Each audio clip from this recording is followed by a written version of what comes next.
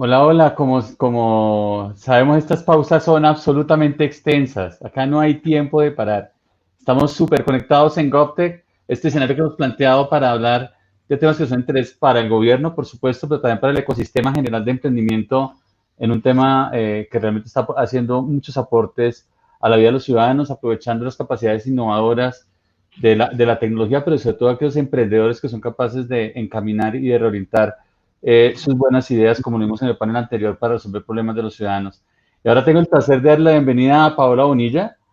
Paola, nos conocemos ya hace muchos años, tu trayectoria es absolutamente impresionante, todo lo que lograste hacer en DNP, antes directora de desarrollo digital de esa entidad, y ahora como comisionada experta de la CRC, al frente de unos temas absolutamente espectaculares. Paola, qué bueno tenerte en este escenario. Muchas gracias, Jorge. Muchas gracias por esas palabras tuyas y no muy contenta pues de estar en esta oportunidad en este evento. No, qué bueno tenerte acá, Paola. Paola nos va a hablar sobre un tema muy importante que digamos, se ha venido moviendo a nivel internacional, que son los sandbox regulatorios. Ella nos va a explicar específicamente de qué se trata, pero para Colombia, y quiero dejar solamente eso a modo de introducción, va a ser muy importante en la medida en que en la medida en que aquellas acciones de carácter regulatorio que se van a disponer en un país o se van a poner en marcha en un país se pueden convertir o en un instrumento para impulsarnos o se puede volver en una barrera para el progreso y sobre todo para aquellos temas que tienen que ver con la innovación y la tecnología. Así que es un elemento fundamental en términos de lo que es una hoja de ruta para la economía digital. Así que pues dejo en la tarima virtual a Paola, agradeciéndote de nuevo que estés acá compartiéndonos este espacio y el escenario es tuyo. Muchas gracias, Jorge. Bueno, muchísimas gracias a todos. Para la CRC siempre es un gusto estar en este tipo de eventos donde puede, por supuesto, contarles sobre los proyectos y experiencias regulatorias que estamos realizando, en especial esta que les voy a compartir a continuación, que es un proyecto y una experiencia regulatoria que incorpora un componente importante de innovación. Entonces, pasando ya pues directo al tema, por supuesto, los reguladores presentan dos retos importantes a nivel mundial. El primero es una rigidez regulatoria que afecta la innovación de los diferentes procesos y el otro es que el regulador usualmente va más lento que las tecnologías. Entonces, como podemos observar en esta gráfica de Deloitte, el cambio tecnológico va mucho más rápido y ese cambio y esa adopción de ese cambio tecnológico tanto en empresas como individuos, así como en la parte del sector público, política pública y regulación, donde su apropiación, por supuesto, es mucho más lenta que en otros sectores. Siguiente, por favor. De esta manera surge, por supuesto, este tipo de herramientas que son herramientas alternativas a la regulación tradicional que venimos implementando y surgen los llamados sandbox regulatorios.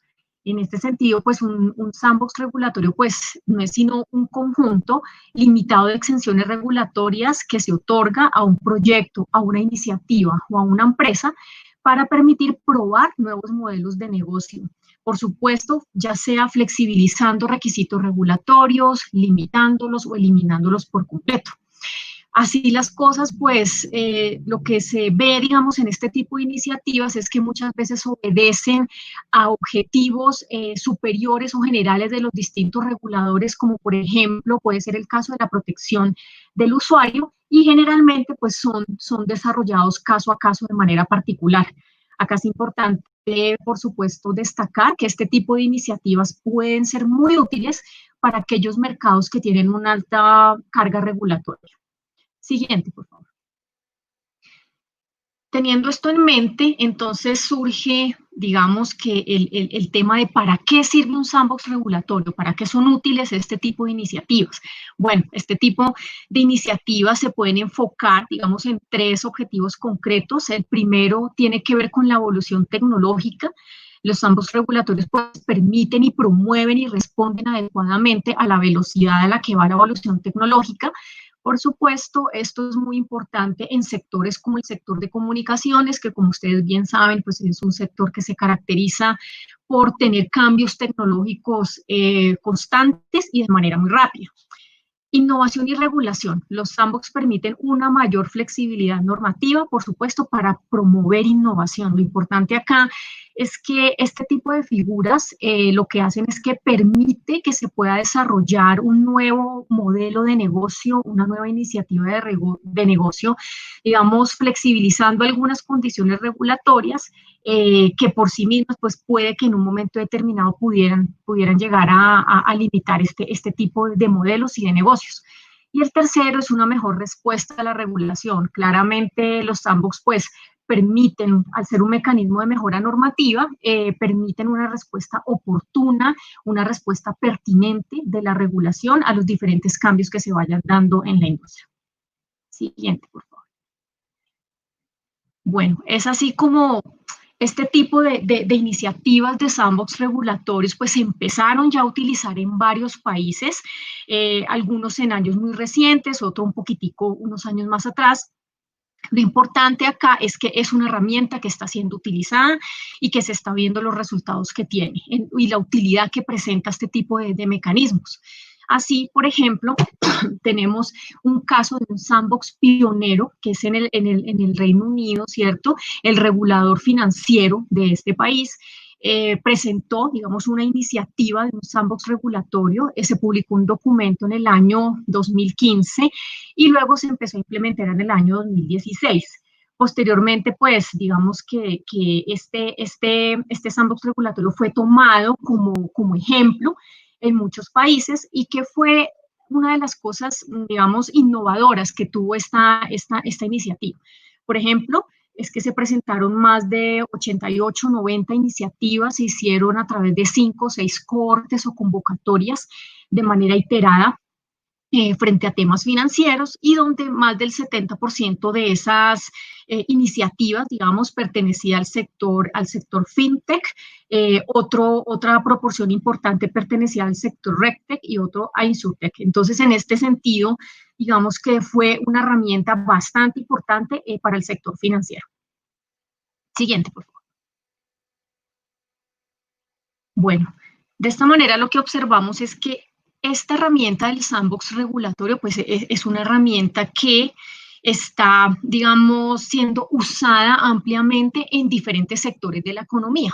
Como vemos acá en la diapositiva, pues un sector importante es el sector financiero, ¿cierto? Donde ya les mencioné, digamos, el caso del regulador inglés en temas financieros. Este tema también, digamos, que fue seguido por Singapur y, por supuesto, en el caso de Colombia, con el sandbox de la Superintendencia Financiera.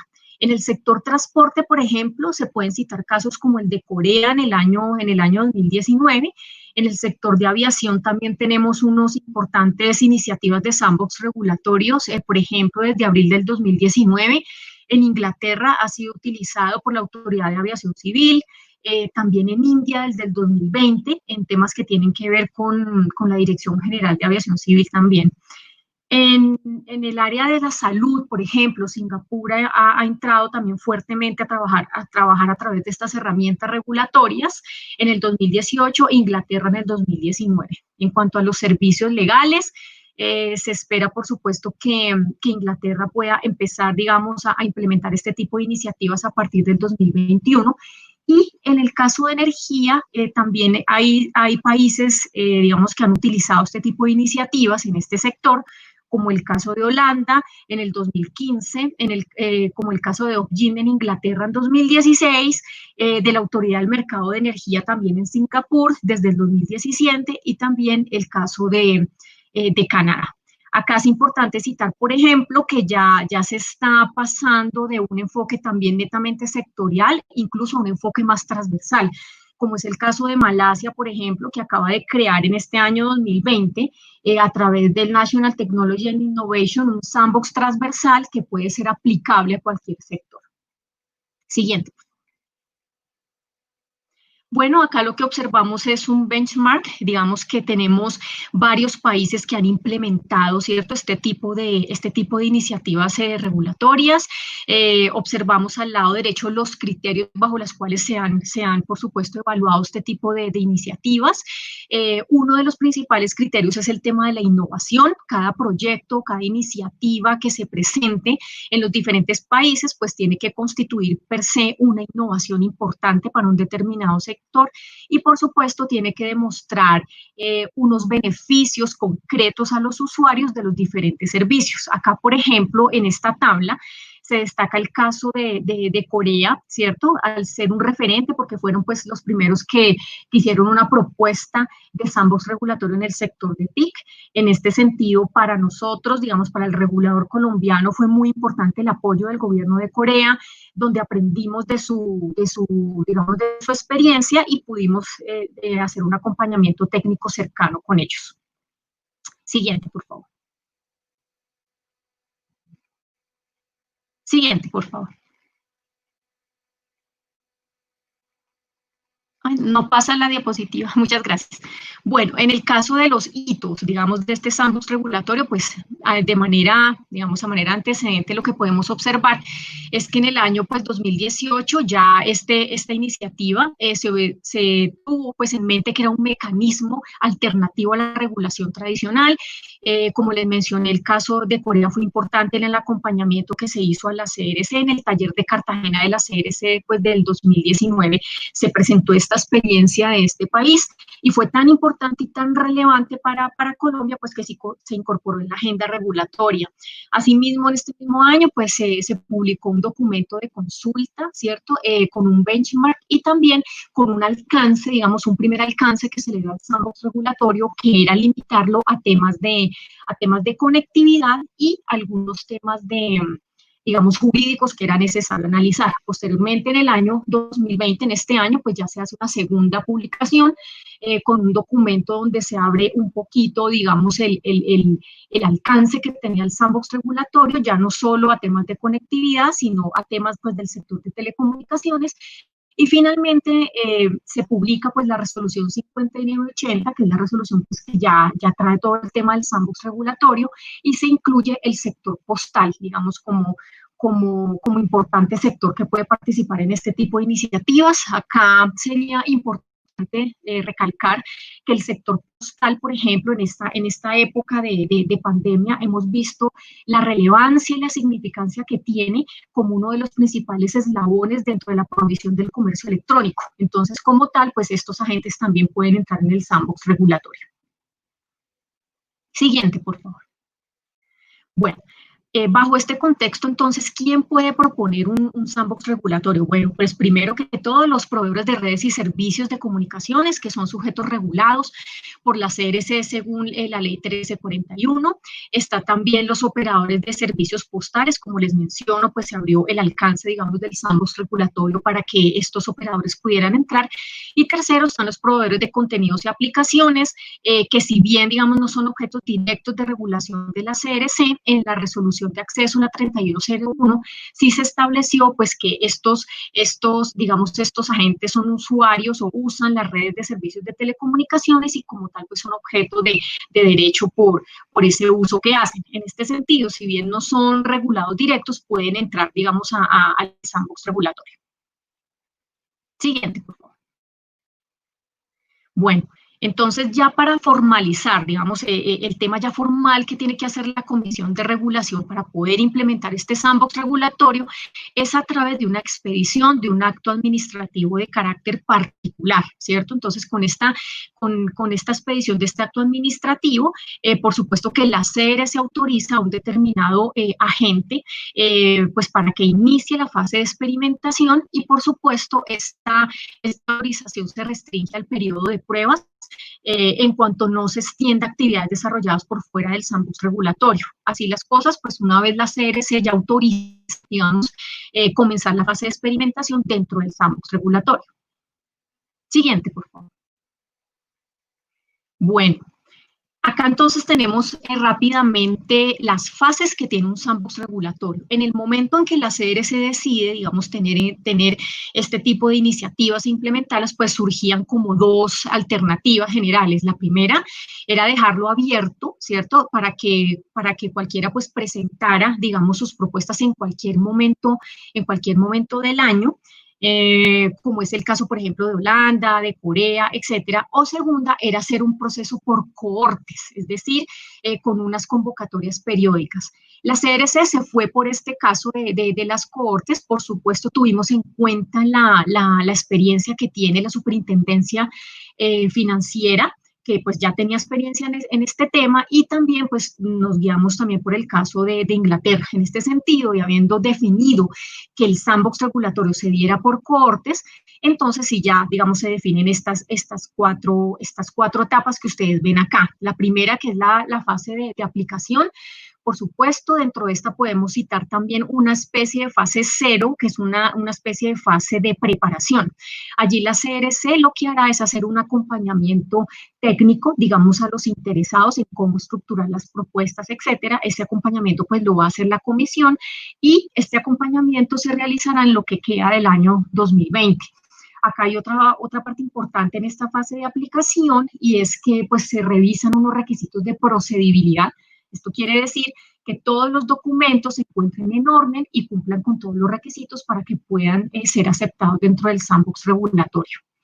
La segunda etapa es la etapa de evaluación. Esta etapa es muy importante porque es donde ya se analizan puntualmente los proyectos y las iniciativas que llegaron, ¿cierto? Entonces acá se analizan bajo unos criterios que voy a explicar un poquito más adelante. Sigue la etapa de experimentación, que es cuando ya el proyecto entra de manera efectiva dentro del sandbox regulatorio. Allí pues también es importante tener en cuenta que se van a identificar unos riesgos, se definen unas salvaguardas y se definen también unos indicadores de éxito referentes a cada propuesta. Y finalmente, pues está el caso ya de la fase de salida, es cuando ya los proyectos salen del sandbox regulatorio. Siguiente, por favor. Bueno, ya entrando un poquitico más en detalle, digamos, en cada una de estas fases. Si nos vamos a la primera fase, que es la fase de aplicación, por supuesto, pues tiene una fase, digamos, una parte que es una preparación. Allí se brinda a todos los interesados la información para que puedan acceder y también para que puedan estructurar sus propuestas para el sandbox regulatorio. Se realiza el análisis de procedibilidad que les mencionaba con los requisitos de la documentación necesaria y las actividades de acompañamiento técnico por parte de la CRC, digamos, a estos interesados en esta fase. Y posteriormente, pues ya viene la convocatoria, que es cuando ya llegan las iniciativas para ser aceptadas dentro del sandbox regulatorio. Esta convocatoria pues está proyectada para el 2021. Siguiente, por favor.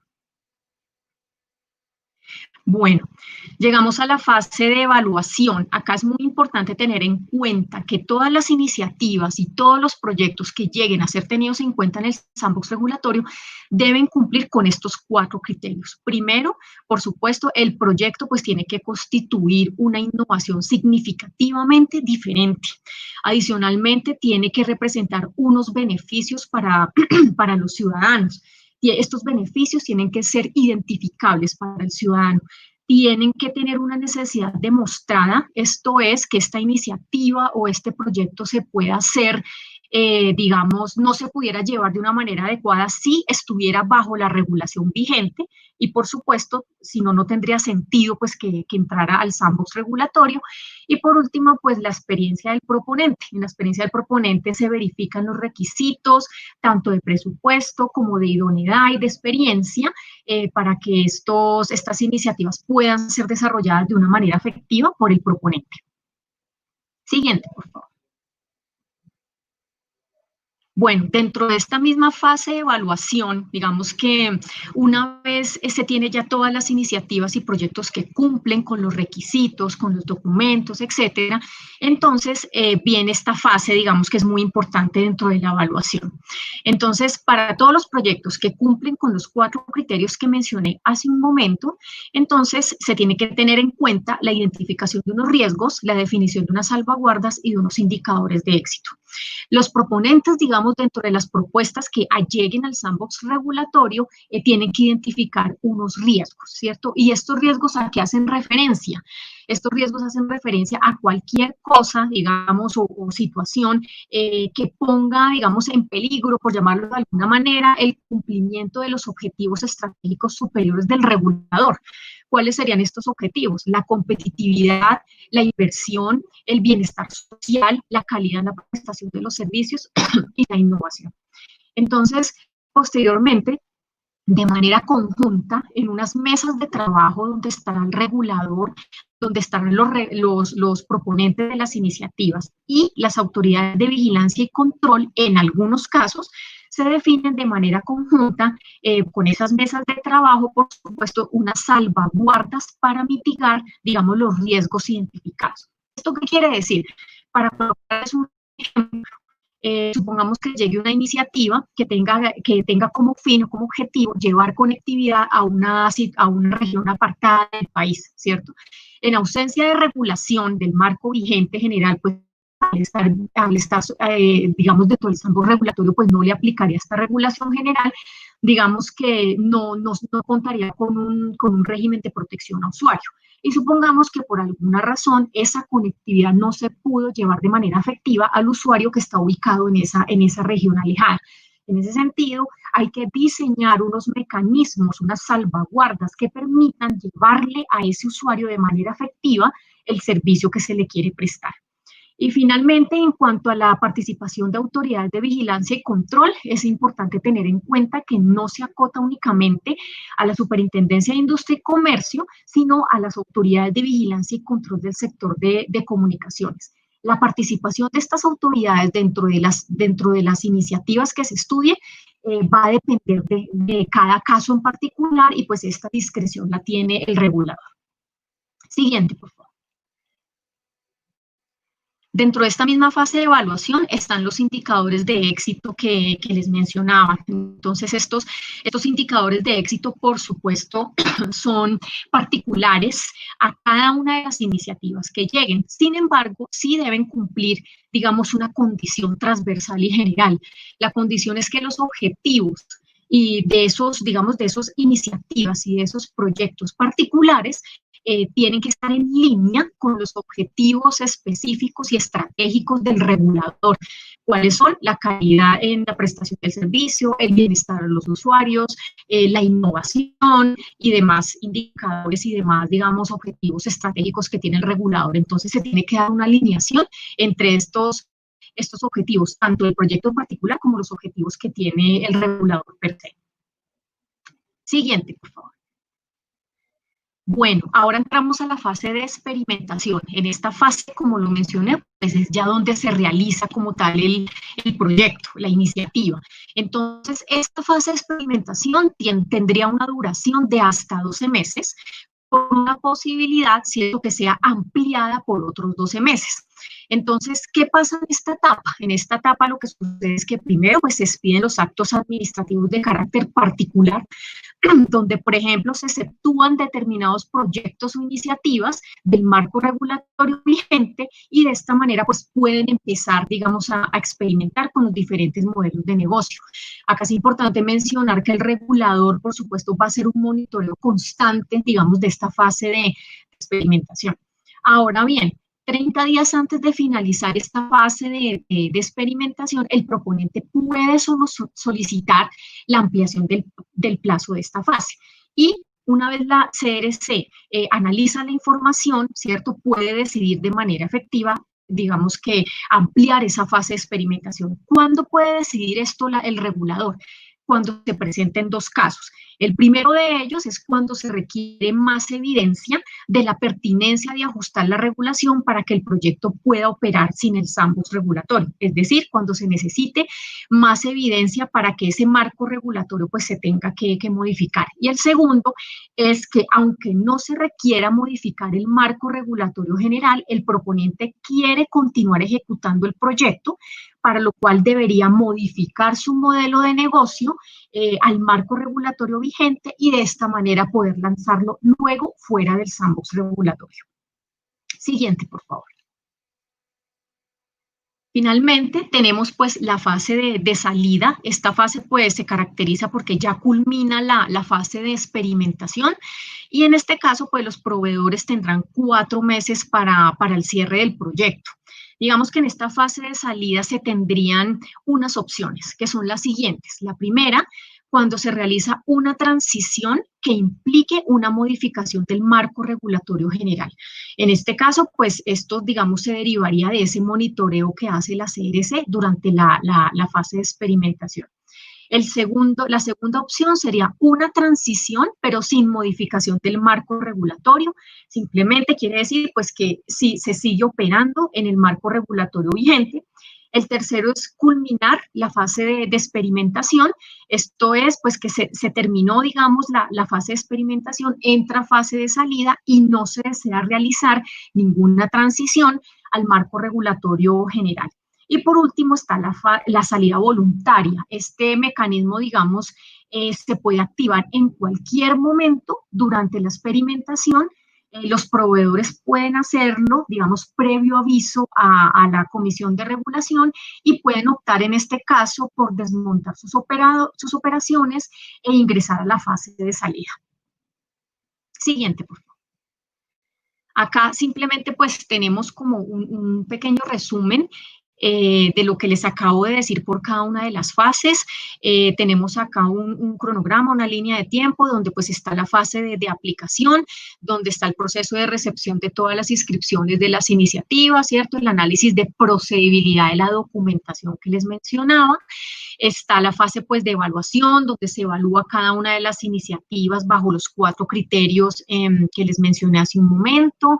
Allí se identifican los riesgos, se definen unas salvaguardas y se definen unos indicadores de éxito. Está la fase, por supuesto, de experimentación bajo las condiciones pues que acabamos de ver. Y finalmente pues está la fase de salida con las 4 alternativas que mencionamos, ¿cierto? Que es cuando se requiere una transición con modificación del marco regulatorio, cuando se requiere una transición sin modificación de dicho marco regulatorio, cuando simplemente consiste en la culminación de la fase de experimentación y cuando ya hay una salida voluntaria por parte del proponente. Obviamente cada una de estas fases que ustedes ven acá, pues tiene unos requisitos que la comisión irá, digamos, analizando, irá verificando en cada paso que dé durante el sandbox regulatorio y pues esto ya, digamos, está definido ya en la resolución y pronta convocatoria que será en el año 2021. Siguiente, por favor. De esta manera, entonces, pues podemos concluir varias cosas. La primera, por supuesto, es que al ser el primer sandbox regulatorio de comunicaciones, pues hace que la comisión, por supuesto, sea, digamos, pionera en este tipo de iniciativas. Digamos que acá lo importante es que esto es un ejemplo claro de una regulación innovadora, de una regulación que busca otro tipo de herramientas y alternativas, digamos, distintas o alternas a la regulación tradicional.